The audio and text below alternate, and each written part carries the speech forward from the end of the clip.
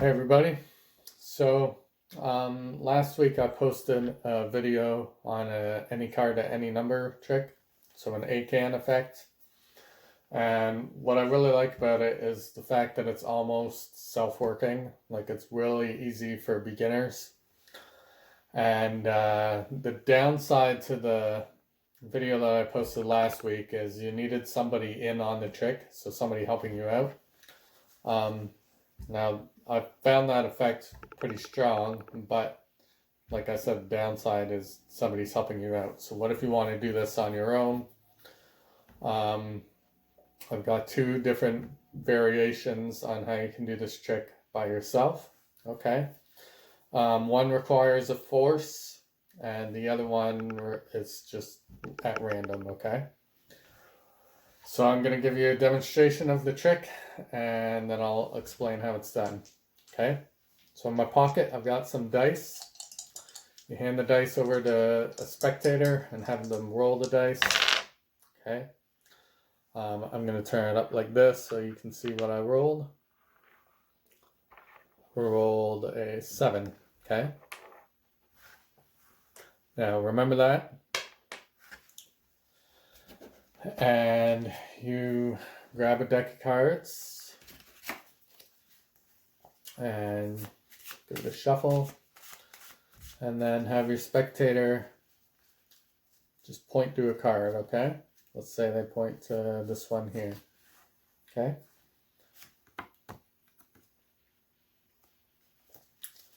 so you have them cut the deck, and they can cut it as many times as they want and complete the cut. Cut it high, cut it low, cut it with their other hand. Okay. Now I'm just going to give it a bit of a shuffle.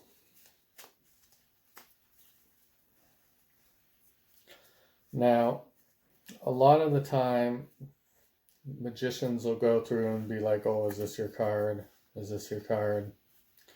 Is this your card? You know, I'm not going to do any of that. I like to find somebody's card by choice, okay, by chance.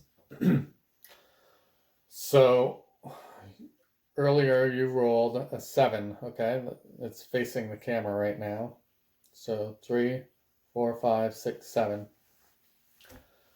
Okay, now what are the odds that if we count off 1, 2, 3, 4, 5, 6, that this would be your card? That ends up being your card.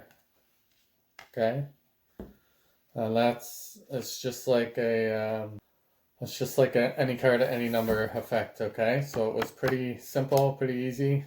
No special sleight of hand. You can show the cards; they're all different. All right, so I'm going to explain how this is done, and then I'll explain my other variation after that. Okay, so here's how it's done. All the cards on the bottom of the deck are hearts, okay, and I've got them, I'm putting them back in order from the way that I counted originally, so I gotta reverse the order. But your setup to begin with is you have 13 cards, ace through king, and you can decide on the suit, any suit you want. I've got hearts right now, okay? So it's going to be in order, so ace, 2, 3, 4, 5, 6, 7, 8, 9, 10, jack, queen, king, okay? So that would be 11, 12, and 13, okay? So that's all in order on the bottom of the deck. Now the cool thing about this is a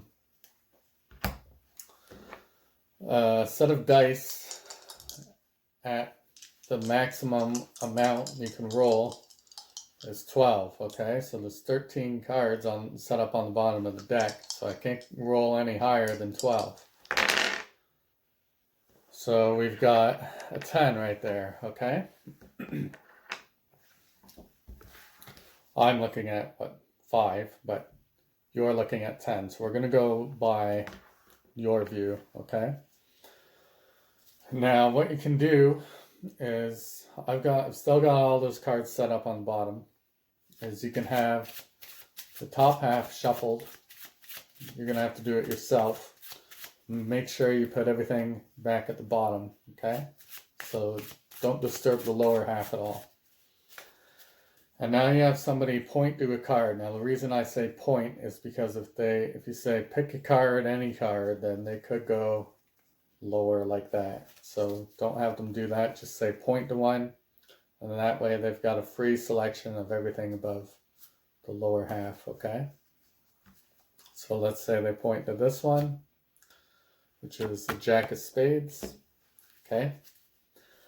And now if they put that on top and they cut the deck, it's going to be right below the Ace of Hearts, okay? Now as long as they keep cutting and completing the cut, regardless of where it breaks, that their Jack is going to be right below the Ace of Hearts, okay? It's just going to get moved to maybe a different location.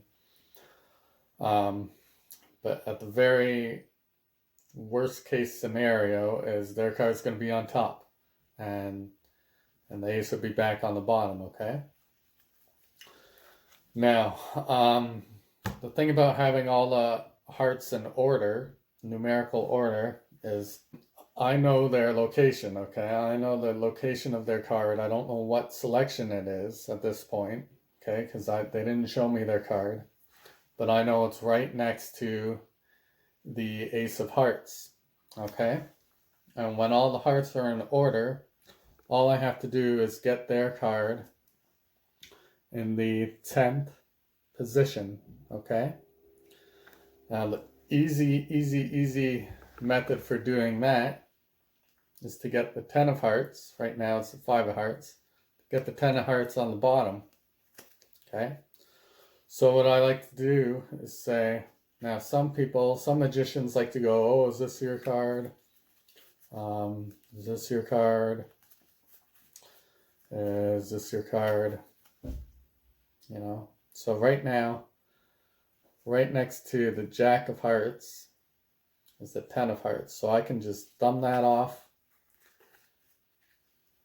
and close up the deck. So I've got the 10 of Hearts on the bottom now, all right? So I say, oh, some magicians like to go, is this your card? Is this your card? Is this your card? Personally, I don't like to do that, okay? So while doing that, I'm just looking for the 10 of Hearts and scooting it to the bottom, okay?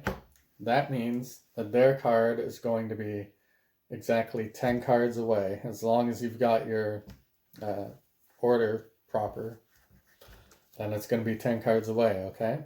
So you're going to count down they're going to count down, face down, 2, 3, 4, 5, 6, 7, 8, 9. Now it'll be the 10th card that's theirs, okay? And there it is, the Jack of Spades. What you're really doing is, because that's the 10, you're just going 9, 8, 7, 6, 5, 4, 3, 2, ace. And then their card will be right there, okay? Now, because I just counted all these twice, they're all back in order. So I can just put that on the back of the deck. Normally, you're not going to count them twice like that. Okay, so you're going to have to reverse the order of the cards. All right, so let's say you want to do this trick and you don't want to have to reset the stack at the bottom. Let's say they pick this card, which is the 6 of Spades, okay? It gets cut a few times. Okay, they're going to cut it, you're going to cut it. And let's say they roll a well, that's something other than a 6, okay? Let's say they roll, that's a 9, okay? Let's say they roll 9. Okay, so what you're going to do is, again, say, sometimes magicians like to go, oh, is this your card? Is this your card? You know, is this your card? Personally, I don't like to do that. Okay, so now I just got the 9 of hearts on the bottom. And then you say, I like to find your card by chance. Okay, so if you don't want to have to reset everything, then you can just count the cards like this. 1, 2, 3, 4, 5, 6, 7, 8. You rolled a 9, and the 9th card down is your card. So now all these cards aren't going to be in reverse order. They're going to be in the same order. So you can just put those back on the bottom of the deck and you're instantly reset. Okay? All right. So now another option is if you don't want to use the dice, you can use a flip book like the one that I have here. Okay? So this is just an actual random number that they're going to get. And this is still random, but it's going to be a force of anything from 1 to 13. Okay, because right now, if I flip through the pages, I can tell them that there's 1 through 52. And there's quite a few different numbers here. But they're not all in order, okay? They're all in random order. So I can get 19, 47, 30, 50, 9, 3, stuff like that. So you hand them the book, and while they're holding it like this, they have no other option but to lift up from underneath like that. Preferably you don't want to get a 1, you want to get something like a 12, okay? But from this perspective,